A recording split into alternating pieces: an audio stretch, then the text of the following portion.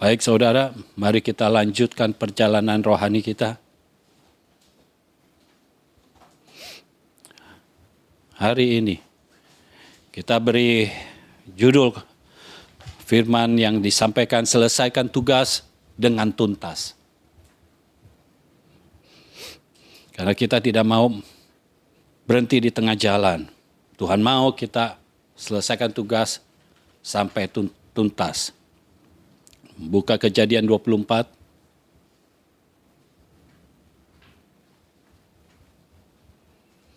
Kita tahu Eliezer, hamba Abraham yang diangkat oleh Abraham, dipercaya oleh Abraham untuk mengawasi dan mengelola harta kekayaannya. Eliezer diberikan tugas oleh Abraham untuk mencari wanita yang akan dijadikan istri dari Ishak, anaknya Abraham. Tetapi Eliezer tidak boleh mencarinya di tanah Kanaan, di tempat di mana mereka tinggal. Eliezer harus pergi ke tempat asal, ke negeri asal Abraham, di Mesopotamia sana. Nah, di sana Eliezer harus membawa seorang gadis. Jadi artinya bukan orang yang sudah bersuami lalu cerai gitu. Tapi seorang gadis. Seorang gadis bawa yang menjadi istrinya Ishak. Nah, di situ ada banyak kendala, saudara. Tapi kita sudah melihat ketika Eliezer meleburkan kepercayaannya dengan Abraham. Dan dia percaya kepada Allahnya Abraham. Maka Allahnya Abraham menyertai Eliezer. Ketika penyertaan Tuhan ada di dalam perjalanan hidup, perjalanan tugas, perjalanan mandat Eliezer, maka hal-hal yang tidak pernah terjadi secara rutinitas terjadi. Mulai terjadi. Ketika di sumur, biasanya sore hari, ada beberapa wanita, ada mungkin cukup banyak wanita yang datang ke sumur untuk mengambil air. Tetapi khusus untuk hari itu, di mana Eliezer ada di sumur itu, hanya satu orang. Sehingga terjadi percepatan ilahi di dalam Eliezer mengemban tugas. Hanya satu, dan itu adalah orang yang tepat. Itu adalah Ribka, anak dari Betuel. Betuel anak dari Nahor. Nahor adiknya Abraham. Jadi langsung orang yang tepat.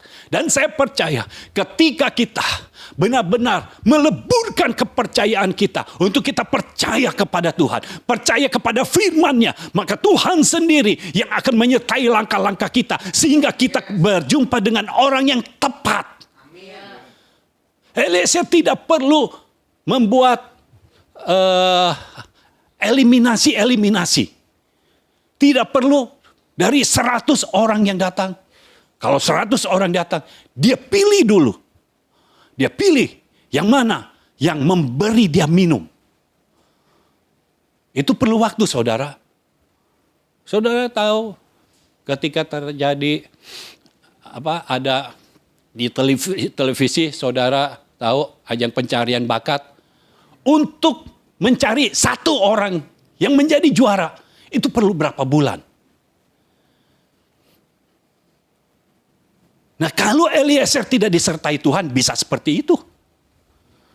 Karena dari semua orang yang datang, kalau secara rutinitas nih, secara rutinitas, semua wanita yang datang, dia pilih, dia minta air. Ada yang kasih, ada yang enggak. Dan dia harus berkorban. Betapa kembungnya dia. Kalau banyak orang yang memberi dia air, dia akan minum kan. Dari semua yang memberi dia minum, dia tungguin siapa yang akan berkata, aku beri minum juga kepada unta-untamu. Kalau misalnya ada 5 orang aja yang mau memberi minum untanya, artinya dia harus seleksi lagi dari 5 orang ini. Siapa yang akan menjadi istrinya Ishak? Dari 5 orang ini, dia harus tanya lagi. Anaknya siapa kamu? Dia harus telusuri silsilahnya. Karena harus dari tempat di mana Abraham berada. Harus dari sanak saudaranya Abraham. Dia harus telusuri lagi. Tetapi Tuhan mempermudah semuanya. Ketika penyertaan Tuhan ada di dalam hidup kita, maka realita hadirat Tuhan akan semakin nyata juga dalam hidup kita. Eliezer tidak perlu melalui itu semua. Karena Tuhan sudah memberikan satu Ribka. Dan Ribka ini sesuai dengan tanda-tanda yang diminta oleh Eliezer. Ketika Eliezer minta minum, dikasih minum. Lalu Eliezer tunggu sebentar saja. Ribka sudah berkata, unta-untamu juga akan aku beri minum sampai puas. Lalu bukan sampai di situ saja. Ketika Eliezer bertanya, siapa Ribka? Dia beritahu, ayahku adalah Betuel. Betuel anaknya Nahor dan Milka. Makanya kita melihat bagaimana Eliezer menyembah Tuhan. Kita harus masuk di dalam penyembahan kepada Tuhan. Karena ketika kita masuk dalam penyembahan kepada Tuhan, maka ada hal-hal yang akan diselaraskan oleh Tuhan dalam hidup kita. Karena siapakah yang bisa mengubah hati manusia? Tuhan. Tuhan yang akan bergerak. Dan Tuhan akan bergerak di dalam kita terlebih dahulu. Lalu Tuhan akan bergerak melalui kita. Sehingga orang-orang yang berjumpa dengan kita bisa melihat bahwa Allah ada di dalam kita. Karena ketika Eliezer sampai ke rumah Ribka, Laban dan Betuel, mereka berkata, setelah Eliezer menceritakan apa yang sudah dialaminya, ini semua berasal dari Tuhan. Orang akan melihat ketika engkau hidup dalam berkat Tuhan, ini semua berasal dari Tuhan. Ini bukan karena kerja kerasmu, tapi karena Tuhan. Ini bukan karena kepintaranmu, tapi karena Tuhan. Nama Tuhan akan dipermuliakan melalui hidupmu. Karena Tuhan menyertai, maka ada intervensi-intervensi ilahinya. Oh, luar biasa. Kalau Tuhan sudah menyertai kita, hal-hal yang ajaib terjadi. Tuhan setting berbagai peristiwa. Bagaimana mungkin dari orang-orang yang biasa datang ke sumur, semuanya bisa nggak mau datang ke sumur pada hari itu, pada sore hari itu. Hanya Ribka. Hanya Tuhan yang bisa melakukan itu. Sepertinya kebetulan, tetapi tidak ada yang kebetulan bagi hidup orang percaya. Kok bisa tepat Ribka, anaknya Betuel? Kenapa bukan Ribka, anaknya yang lain? Hanya Tuhan yang bisa melakukan itu semua. Saya percaya Tuhan bisa menggerakkan hati setiap orang untuk datang ke satu tempat dan berjumpa dengan kita. Dan orang ini adalah orang yang tepat. Tuhan mempermudah perjalanan Eliezer. Sehingga ketika dia menceritakan kepada Eliezer, kepada Betuel, pada Laban, mereka berdua berkata, ini dari Tuhan. Kenapa mereka bisa berkata ini dari Tuhan? Karena kesaksiannya hidup. Kita sudah diberikan Roh Kudus. Dan Tuhan sudah berkata, kalau Roh Kudus turun ke atas kita, kita akan menerima kuasa. Dan kita akan menjadi saksi. Ketika kita bersaksi, bersaksi itu menceritakan apa yang kita sudah alami.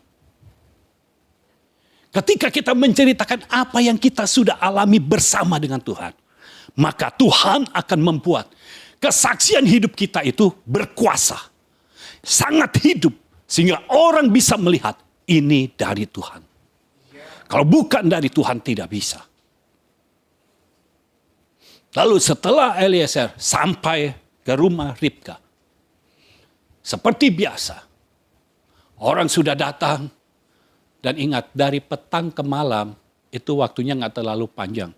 Karena mereka bukan naik mobil. Eliezer dari sumur menuju rumah Ribka itu dengan membawa unta. Unta nggak lari, unta jalannya lama. Ya. Setelah itu perhatikan waktu petang hari itu. Petang itu kira-kira jam berapa? Jam 4, jam 5 ya, boleh. Kalau jam 6 sepertinya sudah bukan petang. Sudah menuju malam. Jam 6 lewat sudah malam. Jam 4, jam 5, Ribka datang. Anggap jam 4. Dia memberi minum Eliezer. Dia nimba, memberi minum Eliezer. Dia membawa buyung, dia penuhi buyungnya. Tapi buyungnya ini harus dibawa untuk kasih minum unta. Unta minumnya banyak dan itu ada 10 unta. Berapa jam memberi minum unta? Dan sumurnya itu bukan Ribka timba lalu langsung tuang ke palungan tempat minumnya unta. Tidak seperti itu. Dia harus berlari ke sumur itu. Ya, ingat ceritanya, dia berlari, Ribka berlari, ambil air, tuang ke palungan. Nah, itu perlu berapa jam? Lalu, ketika sudah selesai, Eliezer memberikan anting-anting dan gelang kepada Ribka. Ribka lari menuju rumahnya. Mungkin ada sukacita. Ya. Dia ceritakan kepada orang rumahnya. Laban melihat tidak ada yang kebetulan bagi orang yang percaya kepada Tuhan. Eliezer mempersiapkannya, ada anting-anting, ada gelang. Dan Laban melihat itu, karena Laban suka harta. Laban melihat, tadi Ribka nggak pakai anting di hidung, nggak pakai gelang di tangan. Kok sekarang ada? Dan Laban tahu, karena dia suka harta, dia tahu ini emas. Bukan palsu, ini emas. Dia berlari, samperin Eliezer. Dan dia bawa Eliezer masuk dalam rumah. Saudara, terkadang kita sudah berjumpa dengan orang yang tepat. Tiba-tiba orang itu hilang. Terus kita sepertinya kecewa. Jangan takut saudara. Jangan gampang kecewa. Karena Tuhan bisa melibatkan orang lain lagi. Supaya engkau berjumpa kembali dengan orang yang tepat. Laban yang lari samperin Eliezer. Bukan Ribka. Laban lari sampai Eliezer, bawa ke dalam rumah. Setelah sampai di dalam rumah, ya, setelah cuci kaki, ya, udah bersih-bersihkan, disiapkan hidangan, makan malam. Tetapi Eliezer berkata, saya tidak mau makan sebelum saya menyampaikan pesan dari tuanku. Lalu dia sampaikan pesan. Itulah dari situ Betuel dan Laban berkata, ini semua dari Tuhan. Setelah cerita, setelah ngomong, setelah dapat jawaban, setelah Laban dan Betuel berkata, kalau aku si yes, maka baru Eliezer mau makan. Eliezer menempatkan mandat dari Abraham. Mandat dari pemberi tugas di atas kepentingannya sendiri. Daripada makan dan minum. Dia pasti lapar. Perjalanan jauh saudara bikin orang lapar kan. Ya. Udah lapar, ada hidangan, makin lapar kan. Tapi dia mau cerita. Kalau saudara baca ayatnya, dia cerita nggak pendek, panjang saudara. Dia cerita dari pertama Abraham ngomong. Sampai dia tiba di sumur, dia minta tanda kepada Tuhan. Dia ceritain semua. Panjang ceritanya. Tapi dia lakukan itu. Karena apa? Mandat dari Abraham itu menjadi satu dengannya. Jadi dia tidak bisa membuat mandatnya ini belakangan lah. Dia mau ini yang utama. Setelah ada jawaban, baru dia makan. Dan perhatikan saudara. Setelah makan, akhirnya mereka bermalam di situ. Artinya udah malam. Lalu ayat ke-54 dari Kejadian 24, bagian B-nya, paginya. Jadi setelah mereka bermalam, mereka itu adalah Eliezer dan rombongannya. Karena Eliezer bukan pergi sendiri. 10 unta saudara, nggak mungkin dibawa sendiri. Ya. Paginya sesudah mereka bangun, berkatalah hamba itu siapa? Eliezer. Lepaslah aku pulang kepada tuanku. Jadi poin yang pertama, ketika saudara mengemban tugas, apalagi saudara tahu ini tugas dari Tuhan, jangan berlambat-lambat dalam menyelesaikan tugas. Jangan berlambat-lambat dalam menyelesaikan tugas. Eliezer, pagi-pagi setelah bangun, dia langsung pamit mau pulang. Padahal baru kemarin malam sampai. Masih capek kan? Istirahat dulu lah. Tapi Eliezer tidak mau. Karena tugas harus diselesaikan dengan tuntas. Tugasnya belum tuntas. Lalu setelah itu ayat 56, ayat 55 dulu. Tetapi saudara Ribka berkata, serta ibunya juga, biarkanlah anak gadis itu tinggal pada kami barang 10 hari lagi. Kemudian bolehlah engkau pergi. Saudara Ribka siapa? Laban. Jadi Laban dan ibunya. Biarkanlah anak gadis itu tinggal pada kami barang 10 hari lagi. Kemudian bolehlah engkau pergi. Artinya Eliezer harus nginap di situ 10 hari juga kan. Asal enggak dia kembali ke sana ngambil Ribkanya bagaimana. Saudara ingat bahwa ini adalah ilmunya Laban. Waktu Yakub setelah Ribka melahirkan ada Yakub. Yakub pergi ke rumah Laban. Ya, jadi Laban pamannya Yakub. Yakub pergi ke sana, dia jatuh cinta kepada Rahel. Apa yang dikatakan oleh Laban? Bekerja kepada Laban 7 tahun untuk mendapatkan Rahel. Lalu 7 tahun yang dikasih Lea. Lalu Yakub protes, komplain dong. Jadi saudara harus tahu, kalau zaman dulu, orang itu kalau belum benar-benar menikah, ini harus dipakai cadar mukanya, muka wanitanya. Itu sebabnya Yakub nggak tahu waktu yang diberikan itu Lea. Karena diberikan cadar. Tetapi ketika mereka sudah buka, ya, Lea sudah buka, ya Yakub tahu dong bahwa itu adalah Lea, bukannya Rahel. Dan ketika Yakub bicara kepada Laban, Laban berkata apa? Ya, kamu kerja lagi 7 tahun untuk mendapatkan Rahel. Jadi 14 tahun, saudara. Udah, setelah 7 tahun, akhirnya Rahel dapat dong, diberikan kepada Yakub. Tetapi setelah itu, Laban minta apa? Jangan pergi dulu. Yakub kan mau pergi, mau kembali lagi ke Kanaan. Tapi Laban bilang, jangan pergi dulu. Kerja dulu sama aku, supaya engkau punya harta. Ini ilmunya Laban, menahan orang. Supaya dia dapat lebih lagi. Karena kita nggak tahu yang diberikan oleh Eliezer sudah semuanya atau belum. Kalau melihat perjalanannya yang langsung dapat, langsung ketemu Ribka, langsung ketemu keluarganya Ribka, kemungkinan besar belum semua perhiasan, belum semua harta benda yang dibawa diberikan kepada keluarga Ribka, diberikan kepada Laban.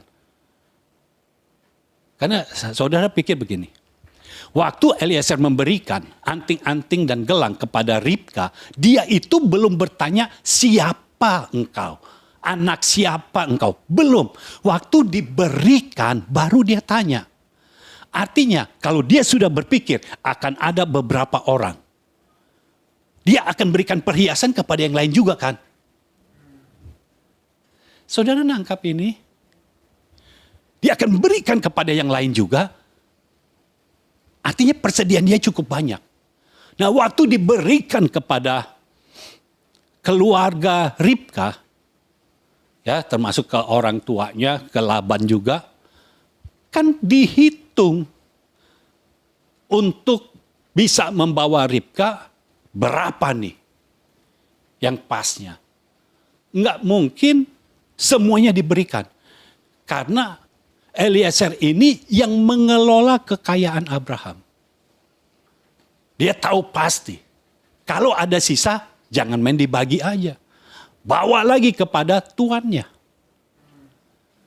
Nah, Laban berkata, ya barang 10 hari lah.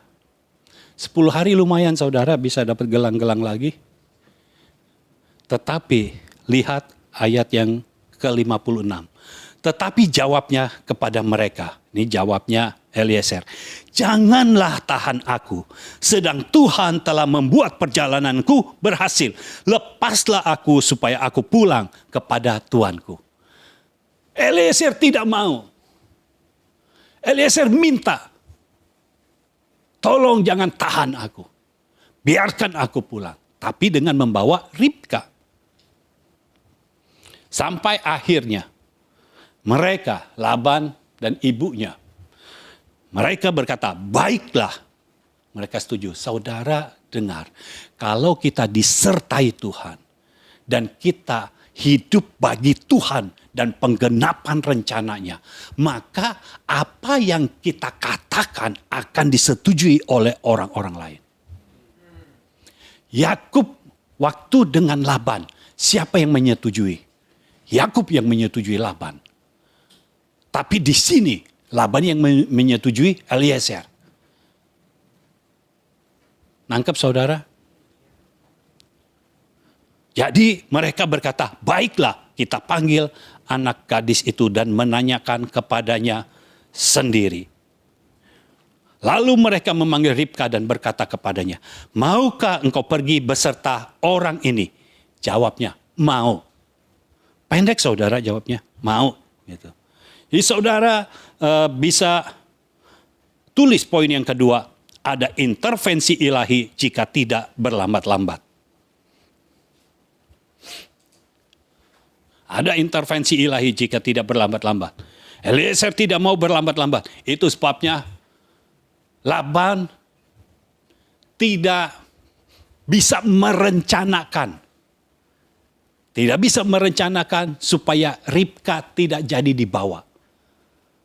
Kan kalau Ribka tidak jadi dibawa, ini akan datang lagi saudara. Makin banyak harta bendanya. Tapi dia tidak bisa berpikir untuk merencanakan.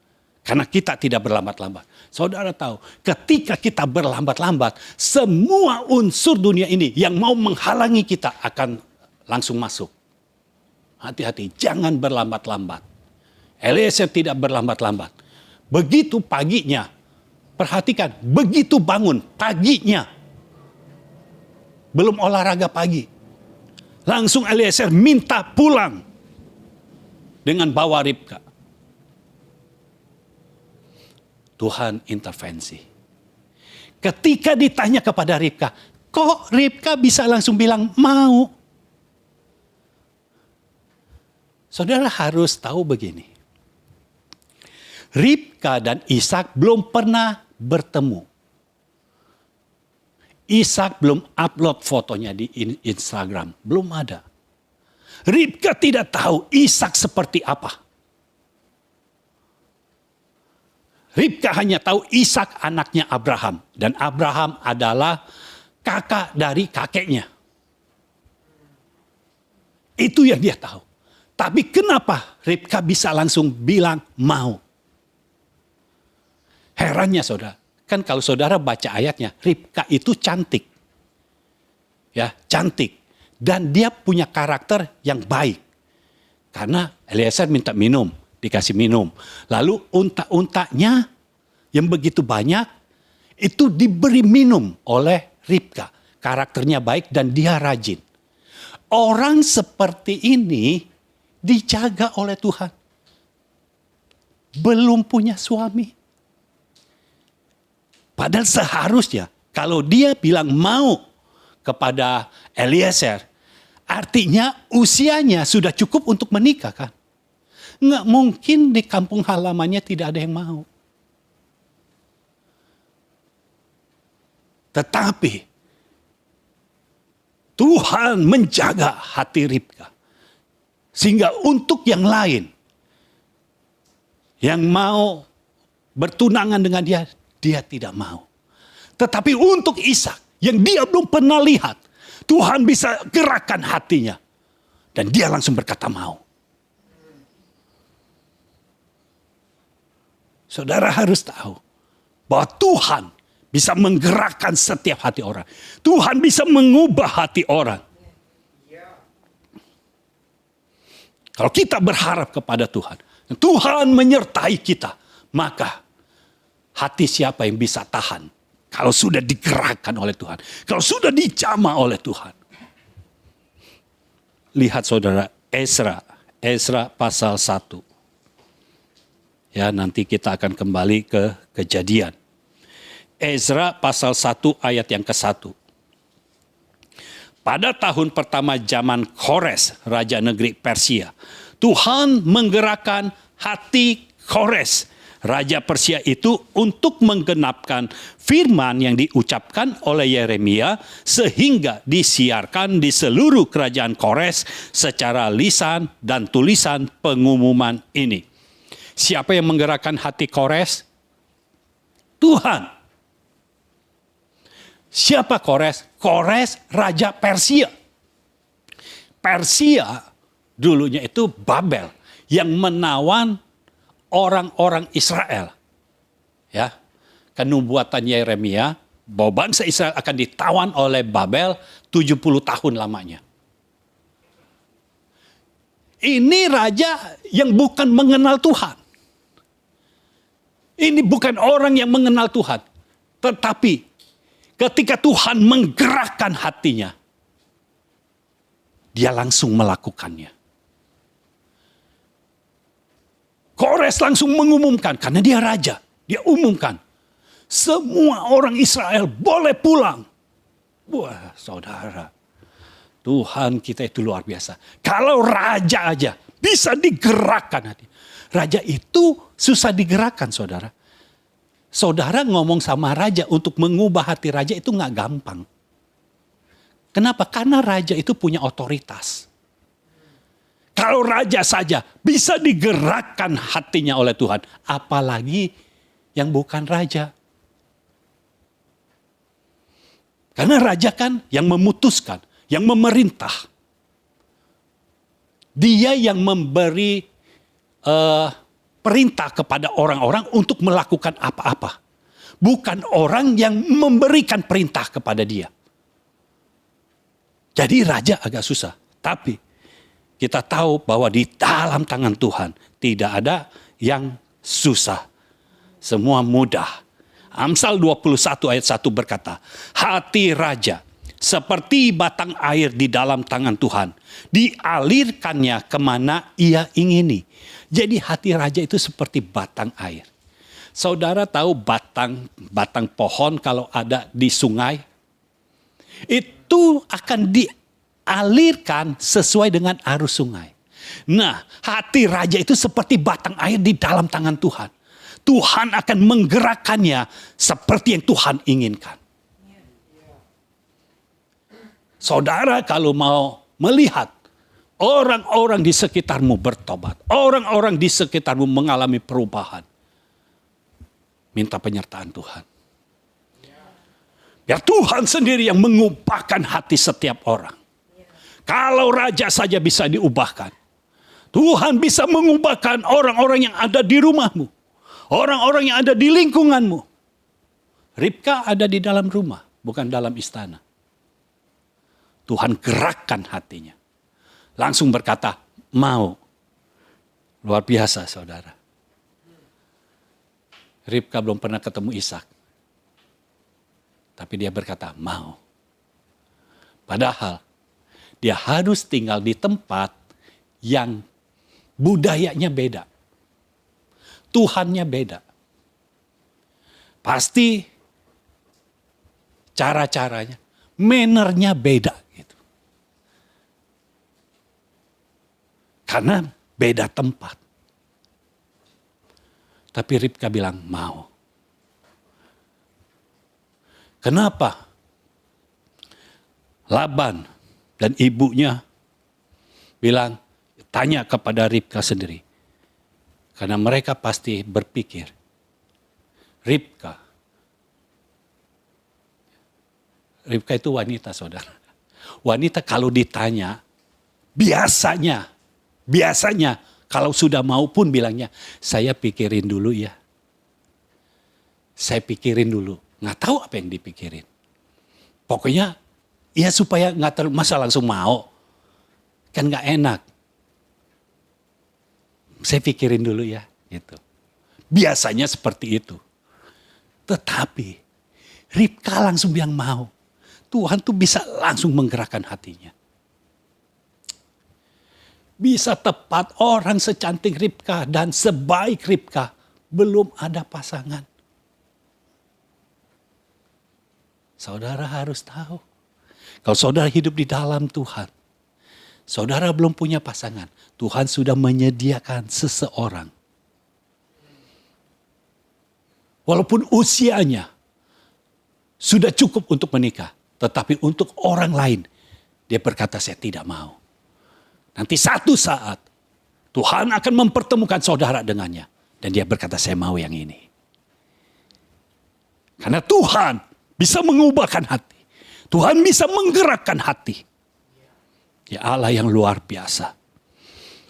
Kalau kita minta penyertaan Tuhan, Tuhan tidak pernah menolaknya. Tuhan akan menyertai kita. Kita hanya tinggal melakukan saja apa yang Tuhan mau. Ketika kita tidak berlambat-lambat, ada intervensi ilahi. Berhasil tidaknya Eliezer dalam tugas ditentukan oleh Ribka, ditentukan oleh orang lain. Tetapi ketika penyertaan Tuhan itu, realita hadirat Tuhan itu nyata dalam hidupnya, maka jawaban itu sebenarnya ada pada Tuhan. Tinggal pakai mulutnya Ribka. Dan Ribka berkata mau. Haleluya. Ada di tangan Ribka, saudara. Jadi, apakah tugas Eliezer sudah selesai? Belum.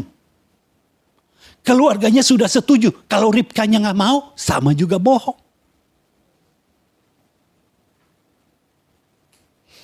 Tapi Ribkanya mau.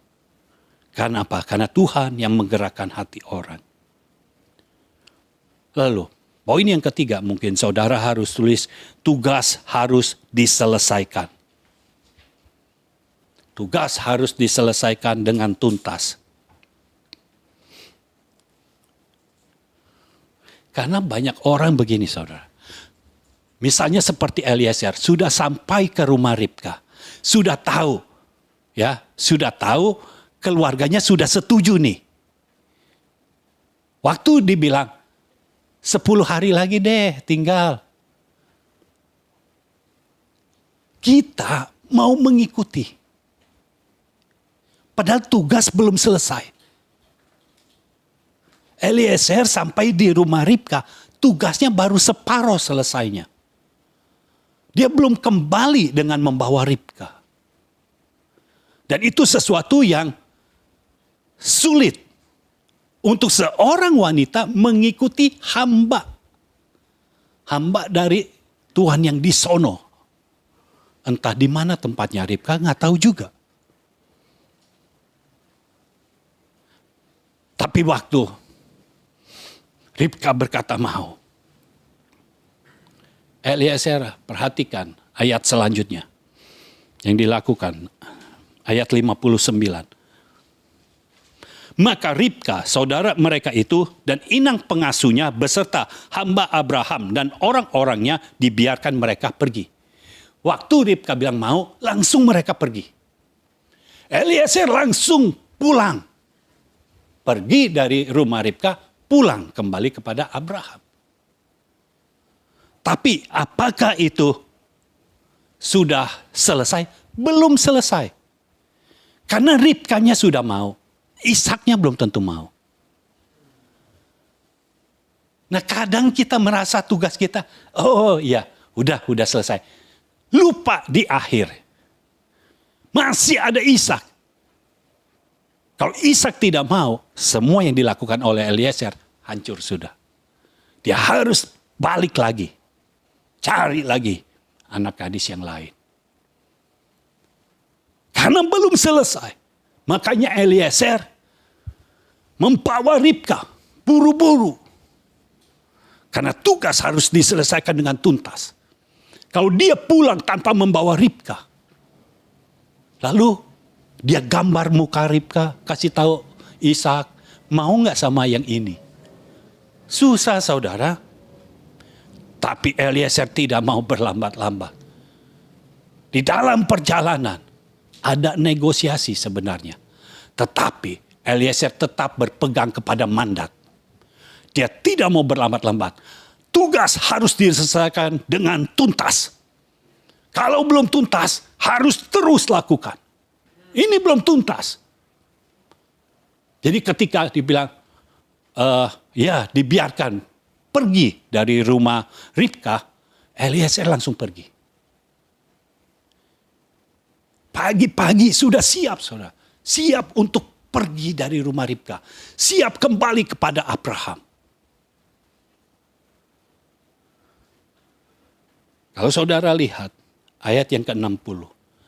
Dan mereka memberkati Ribka. Mereka ini keluarganya Ribka.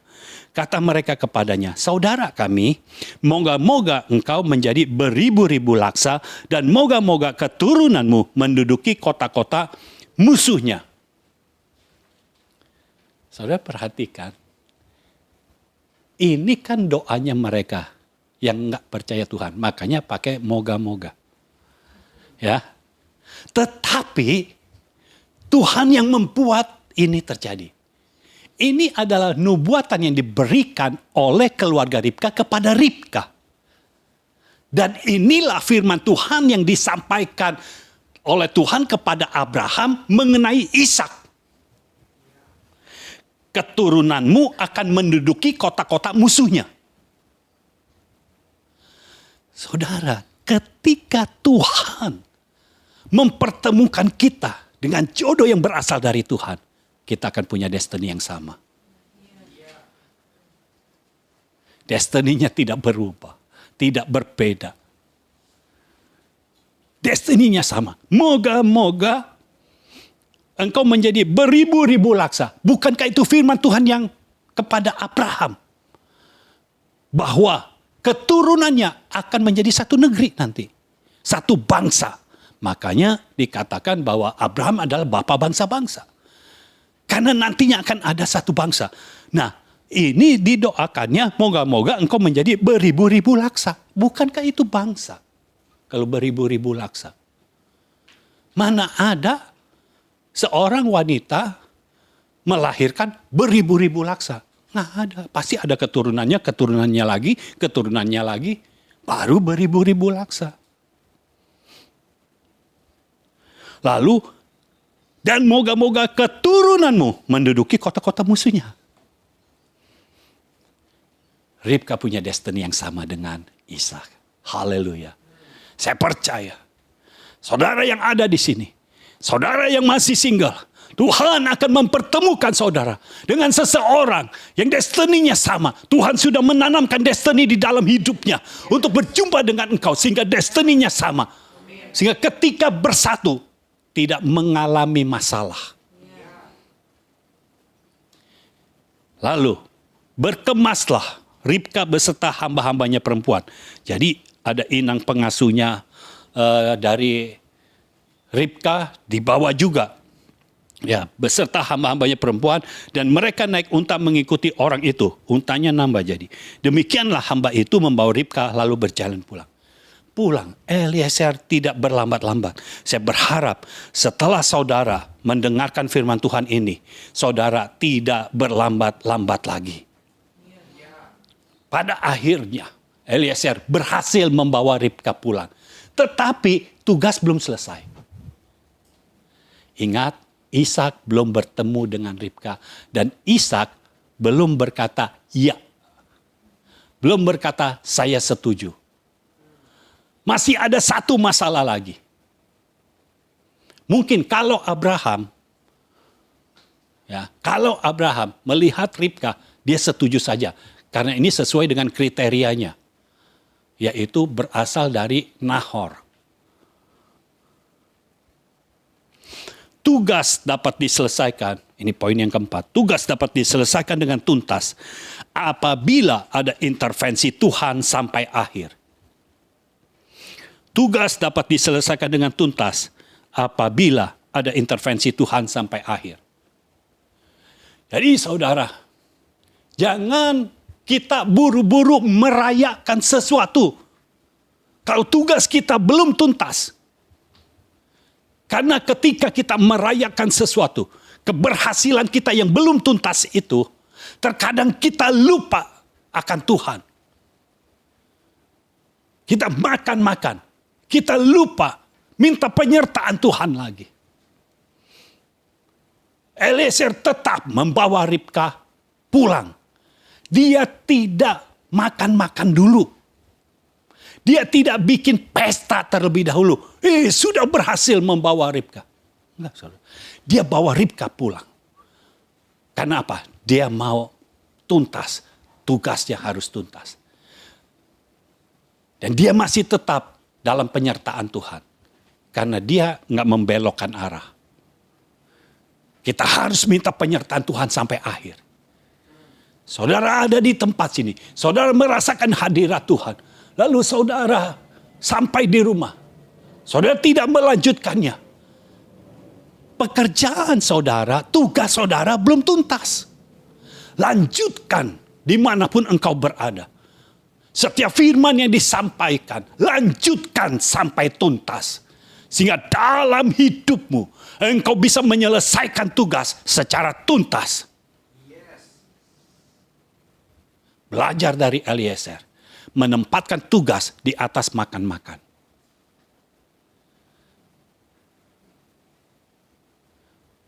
Pagi tidak dikatakan dia makan. Karena paginya itu dia baru bangun. Langsung dia minta. Jalan saudara. Makan di jalan deh. Yang penting tugas. Cepat tuntasnya. Tidak berlambat-lambat. Ketika Tuhan menyertai sampai akhir, maka penyelesaiannya akan indah. Mengenai Ishak dan Ribka, dua orang yang tidak saling mengenal, tetapi dari pihak Ribka sudah setuju. Tapi tugas Eliezer belum selesai. Ishak belum melihat Ribka dan Ishak belum berkata ya.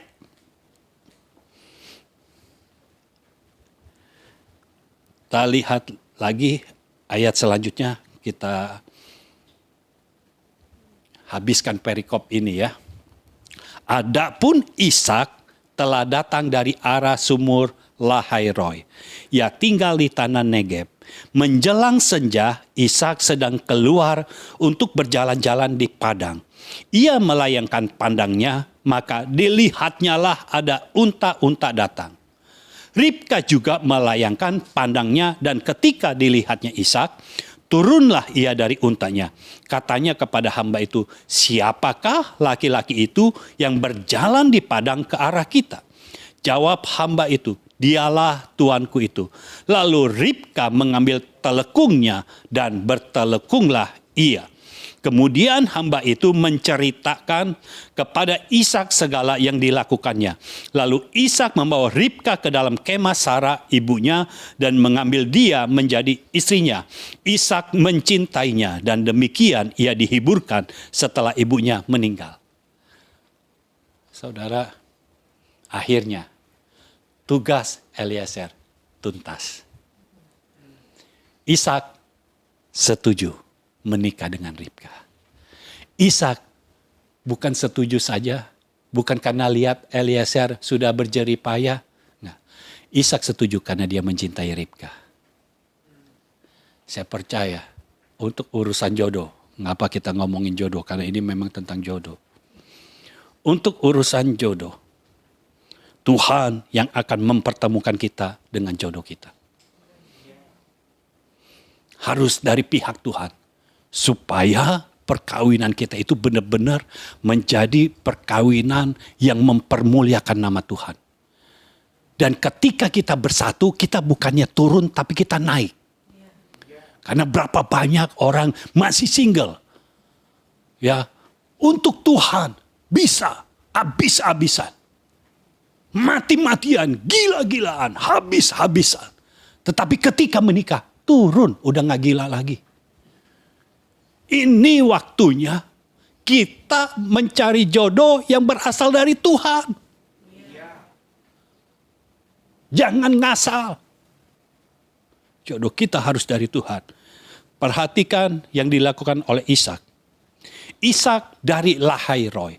Lahai Roi artinya perjumpaan dengan Tuhan.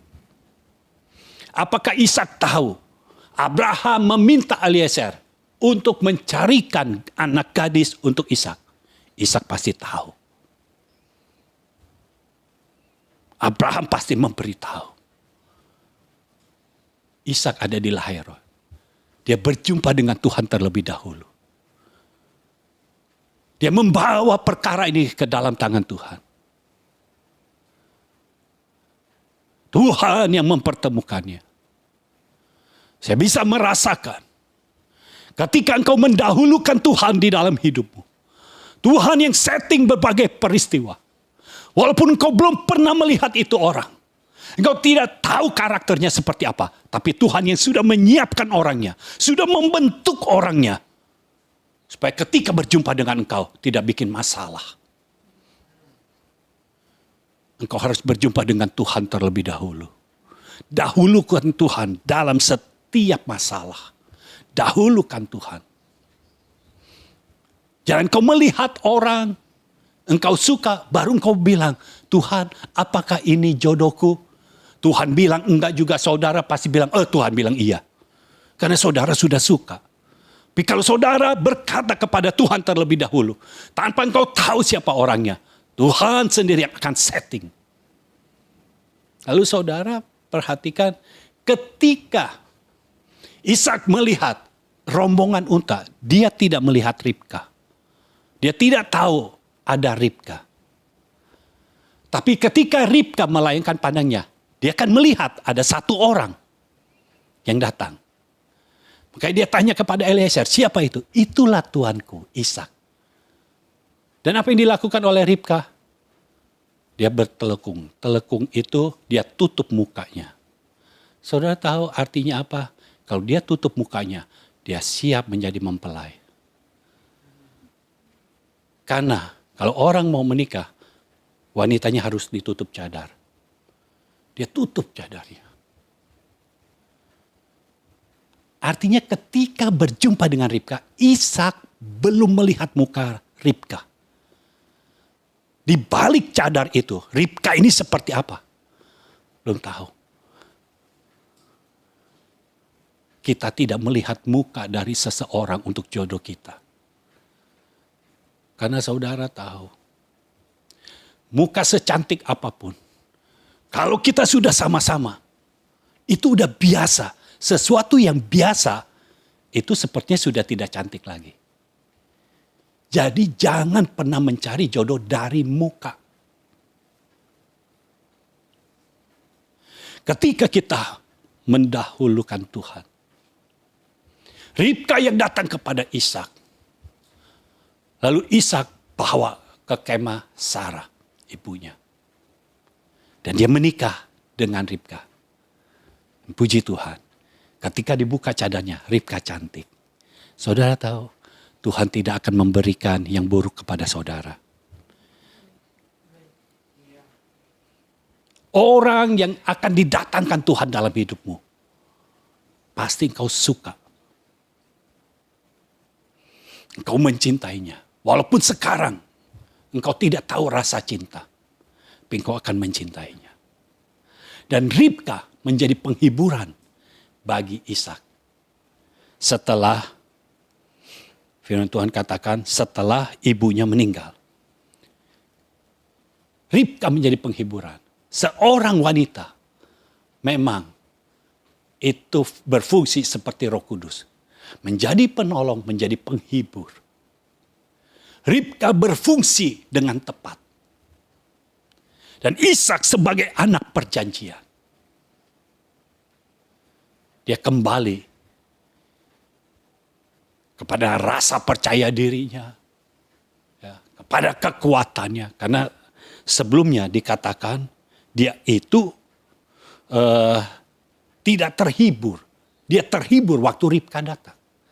Saudara, ketika jodohmu datang dalam hidupmu, engkau akan merasakan penghiburan yang luar biasa. Karena setelah itu, kemah Sarah tidak kosong lagi. Ishak membawa Ribka ke dalamnya. Dia menikah. Sudah tahu, setelah Sarah meninggal, Ishak menunggu 13 tahun untuk jodohnya datang kepadanya. Dia menunggu 13 tahun. Tuhan menjawab. Kalau engkau mendahulukan Tuhan, tidak peduli berapa lama, Tuhan akan memberikan itu kepadamu. Tapi Tuhan akan memberikan yang terbaik. Tuhan tidak pernah salah. Dia akan memberikan yang terbaik. Dia Allah kita. Yang Alfa dan Omega. Di awal dia sudah bekerja dalam hidup kita. Dan dia akan bekerja sampai akhir hidup kita. Amin. Mari kita berdoa. Kami bersyukur Tuhan untuk firman-Mu. Biar Engkau terus bekerja Tuhan dalam hidup kami. Kami mau mendahulukan Engkau di atas segalanya Tuhan. Biar apa yang Engkau rencanakan dalam hidup kami, itu yang terjadi dalam hidup kami. Bekerja terus Tuhan. Sampai kami menunaikan tugas dengan tuntas. Menyelesaikan tugas dengan tuntas. Pakai kami Tuhan. Ubah kami. Ubah hati kami, ubah pikiran kami. Kalau tidak selaras dengan firman-Mu. Sehingga kami tidak berlambat-lambat lagi di dalam menyelesaikan tugas. Kau terus bekerja mengubahkan kami. Biar anak-anak-Mu memiliki hati yang mau berubah. Mudah dibentuk, mudah diajar. Tuhan sendiri yang bekerja. Kami percaya. Siapakah yang dapat menggerakkan hati orang? Siapakah yang bisa mengubahkan hati orang? Hanya Engkau Tuhan. Kami percayakan ke dalam tangan-Mu. Dan Kau sendiri yang bekerja di dalam hidup kami. Terima kasih Tuhan untuk firman ini. Biar Engkau yang berdaulat dalam hidup kami. Menyatakan kuasa-Mu atas hidup kami. Terima kasih Bapa. Di dalam nama Yesus Kristus. Kami berdoa dan mengucapkan syukur. Amin. Amin. Amin.